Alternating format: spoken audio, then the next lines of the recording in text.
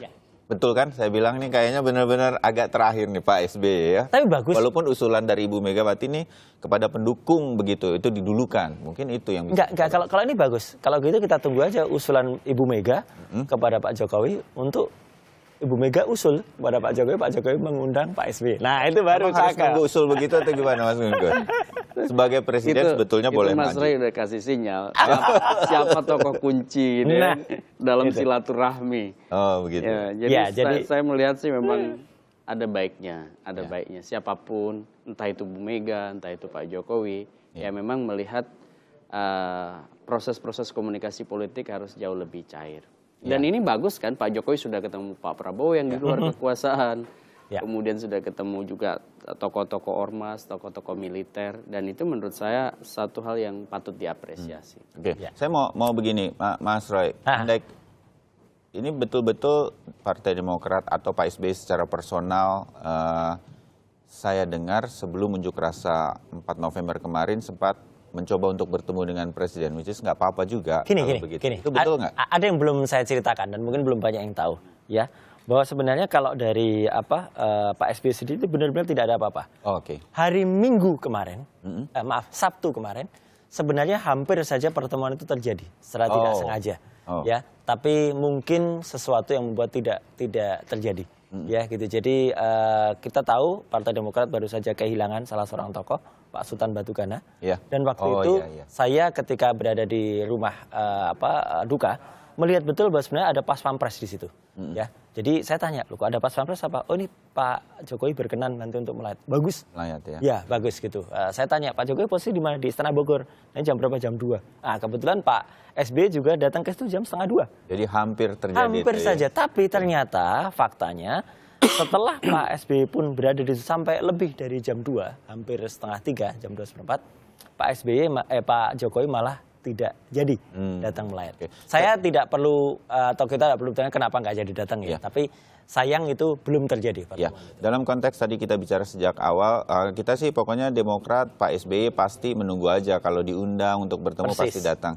Tapi saya dalam konteks untuk menjaga NKRI dan ini istana terbuka, presidennya malah dijumpai rakyat juga mudah-mudah saja kok Pak Jokowi ini nggak apa-apa juga Mas. Misalnya atau Mas Roy, Pak SBY kemudian menyatakan secara terbuka pun bahkan masyarakat akan melihat kadang-kadang nggak apa-apa kan kita bisa ketemu Pak Jokowi gitu. Jadi seperti tadi yang disampaikan Pak Gun-Gun tadi betul ya. Kalau di Amerika itu ada pertemuan antar presiden ya, dan di sana presiden juga pasti dipanggil presiden kan gitu.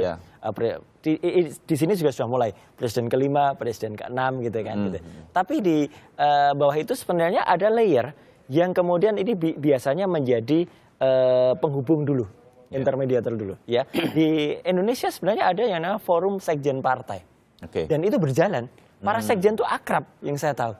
Nah, pertemuan misalnya antara Pak SBY kemarin dengan Pak Menko Polhukam, Pak Wiranto, sampai atau ke Pak SBY sampai ke Pak JK, itu pun kan juga tidak mungkin Pak SBY yang kemudian telepon langsung ke Pak JK kan enggak.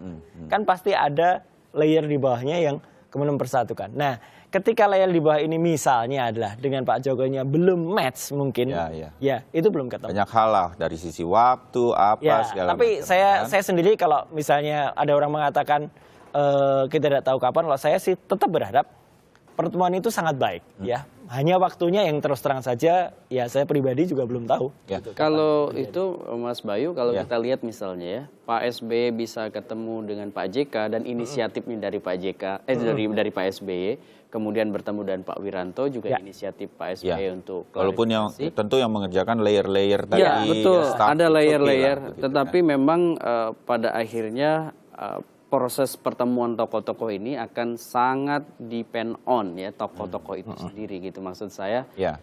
Oleh karena itu menurut saya niat baik dan niat politik dari masing-masing itu yang kemudian bisa terfasilitasinya pertemuan. Artinya gini, saya khawatir nih dua-duanya gengsi-gengsian malah jadi nggak ketemu gitu. Enggak. Kita berharap pada Mas Roy, tidak. Rahlan Nasi untuk karena sebenarnya di bawah di level bawah itu semuanya oke-oke aja. Semalam misalnya kita ngobrol misalnya dengan Mas Basarah gitu ya. Pada kesempatan yang lain kita ngobrol dengan Mas Andreas Pereira. Artinya di layer para pekerja partainya ini tidak ada soal ya gitu. Jadi artinya kita juga mencoba mencari-cari titik temu itu. Tadi peristiwa yang saya sampaikan di rumah duka Pak Sultan itu sebenarnya juga salah satu yang kalau saja mungkin bertemu inkognito gitu, tidak sengaja di bisa jadi berlanjut ke pertemuan bisa jadi berikutnya. berlanjut itu, tapi mungkin itu belum ya. Mungkin ada hal lain atau Tuhan Yang Maha Kuasa Allah Subhanahu wa taala mungkin memberikan porsi atau kemudian sudah menargetkan ke hal yang lain. Tuh, sampai yang di atas yang menentukan pertemuan. Loh iya kita. Loh, kalau kita manusia kan bisa-bisa aja merencanakan, betul. tapi kan tetap yang di atas. Iya. Mas Gun-Gun, pertemuan seperti ini, tadi Anda menyinggung Presidensial Club, dan kita melihat bahwa ini Harian Kompas mengatakan pererat komunikasi politik.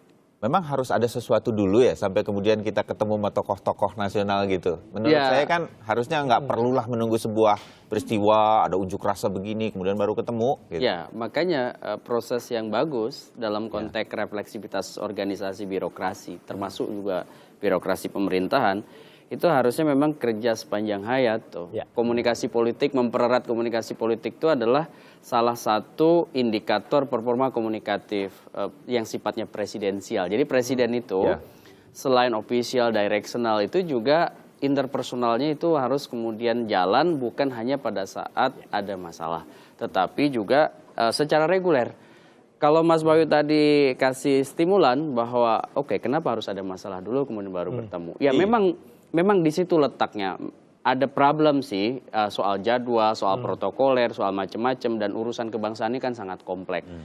Tetapi justru salah satu solusi menurut saya bagi problem kebangsaan kita hari ini adalah pertemuan silaturahim komunikasi politik yang bisa sebenarnya menjadi mata rantai penyelesaian masalah. Karena mantan-mantan presiden kita ini semua masih sangat didengar, bahkan tetap menjadi ketua umum di partai politik masing-masing kan. Iya kan kita agak aneh rasanya kita, kok Amerika yang punya forum silaturahmi, sementara negara kita yang sangat terkenal dengan hal-hal semacam ini. Dan kayak misalnya ketegangan-ketegangan, letupan-letupan yang bisa muncul karena misalnya pernyataan press conference atau karena statement yang sebenarnya sudah tafsirnya bermacam-macam di ruang media, itu kan sebenarnya bisa diselesaikan dengan cara-cara yang sangat smooth.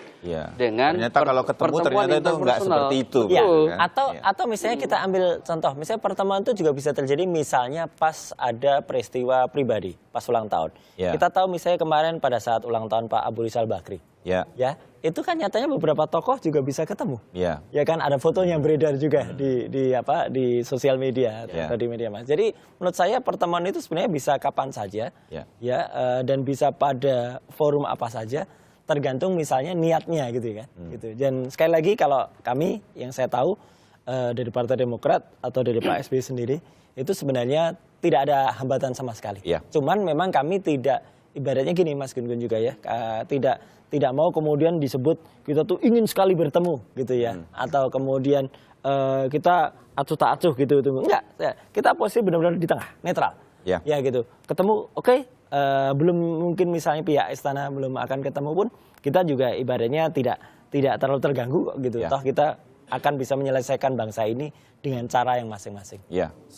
Saya meyakini ini tinggal waktu saja untuk ketemu Pak Jokowi sama Pak SBY untuk bicara beberapa hal, dan saya yakin Pak SBY punya beberapa masukan. Tapi menilai safari politik ini, Mas Gun, mungkin terakhir sedikit saja.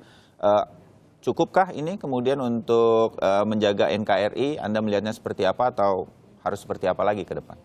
Bahwa apa yang dilakukan Presiden? Bahwa apa yang dilakukan oleh Pak Jokowi dari sejak sebelum 4 November hingga hari ini menurut saya proporsional. Dan apa yang dilakukannya itu sudah on the right track dalam konteks kerja reinforcement, peneguhan peneguhan konsolidasi kekuatan TNI Polri, kemudian soliditas, kohesivitas politik di Ormas, kemudian juga menurut saya rembesannya ke masyarakat. Jangan sampai kemudian justru arus deras perpecahan konflik horizontal itu kan terjadi. Dan Presiden memastikan bahwa sebenarnya pihak istana, pemerintah dalam konteks ini juga masih punya goodwill dan political will untuk kemudian berjumpa dengan ormas-ormas dan memastikan bahwa elit yang berbeda pun seperti Pak Prabowo itu masih bisa kemudian diajak bicara dan kemudian ada pertemuan-pertemuan yang sifatnya lebih rileks, lebih informal dan itu menurut saya akan sangat bagus. Tinggal Pak SBY dan Pak Jokowi. Ya kan? Kalau yang sedikit bersih tegang di Pilpres saja Pak Prabowo Mas bisa, Bayu apalagi Pak perhatikan SBY dong. salah satu hotspot ya kemarin menjelang 4 November itu kan juga ada di Cikeas. Maksud saya pernyataan Pak SBY ketika melakukan konferensi pers. Melakukan konferensi pers dan kemudian kemana-mana nih isunya kan. Banyak sekali yang kemudian terbukti juga. Di-share dan pernyataan-pernyataan Pak SBY turut mewarnai menurut saya relasi antagonistis. Tapi itu sebenarnya Mas Gunggun dan Mas Bayu, nih mungkin kalau dari saya adalah pernyataan pada tanggal 2 November itu sebenarnya kalau kita perhatikan betul-betul 46 menit itu, 46 menit 17 detik itu sebenarnya clear sekali, banyak sekali yang terbukti kebenarannya soal warning Pak SBY terhadap intelligent failure dan lain sebagainya. Nah, kalau tadi kita boleh berkomentar, mungkin benar yang ditunggu adalah pertemuan antara Pak Jokowi dan Pak SBY ya, dan yang kemarin itu memang ada juga beberapa yang menurut saya ada cukup, ada juga yang malah kelebihan. Kalau anak muda sekarang mengatakan lebay gitu ya, gitu karena misalnya kalau TNI Polri ya mungkin cukup pada TNI itu pada level kasau saja gitu. Kalau sampai ke pasukan-pasukan elit nanti semua pasukan elit minta dikunjungi ya kan gitu. Atau kepada ulama ya, mungkin MUI, NU, Muhammadiyah clear ya. Kalau sampai ke Sulukian nanti mungkin Kiai Jateng, Kiai Jatim juga ingin dikunjungi. Ya, masih ada tugas berat Pak Jokowi itu pasca 20 Januari 2017. Artinya pasca Donald Trump nanti dilantik menjadi presiden. Itu yang kita belum, menurut saya Indonesia ini kok belum ada persiapan sama sekali. Angela Merkel saja sudah ribut gitu di Jerman, di Inggris juga sudah mulai bersiap-siap, Tiongkok juga sudah mulai pasang kuda-kuda. Semua APEC bersiap, betul. NATO bersiap. Kita santai aja malah sibuk ngurusin di dalam gitu loh. Jadi menurut saya Pak Jokowi juga punya gawe yang jauh lebih besar, membawa Republik ini, membawa NKRI lebih ke atas lagi. Nah, mungkin bisa berbagi peran dengan Pak JK juga. Pak JK juga mungkin mikro lebih ke dalam. Ini makro lebih ke angkat, tapi memang sekali lagi pertemuan antar guru bangsa di Republik ini, itu saya kira diharapkan oleh seluruh rakyat Indonesia. Kita harapkan begitu, yang terbaik dari semua yang kita sebut sebagai safari politik ini, kan kebaikannya untuk Indonesia. Jadi Insya Allah begitu. Saya yakin ini akan terjadi dan sumbang saran seperti yang disampaikan oleh Wakil Ketua Umumnya Partai Demokrat ini pasti juga akan didengar oleh pemerintah. Saya yakin itu. Mas Gunggun, terima kasih banyak. Sama-sama Mas Bayu. Mas Roy Suryo juga terima kasih.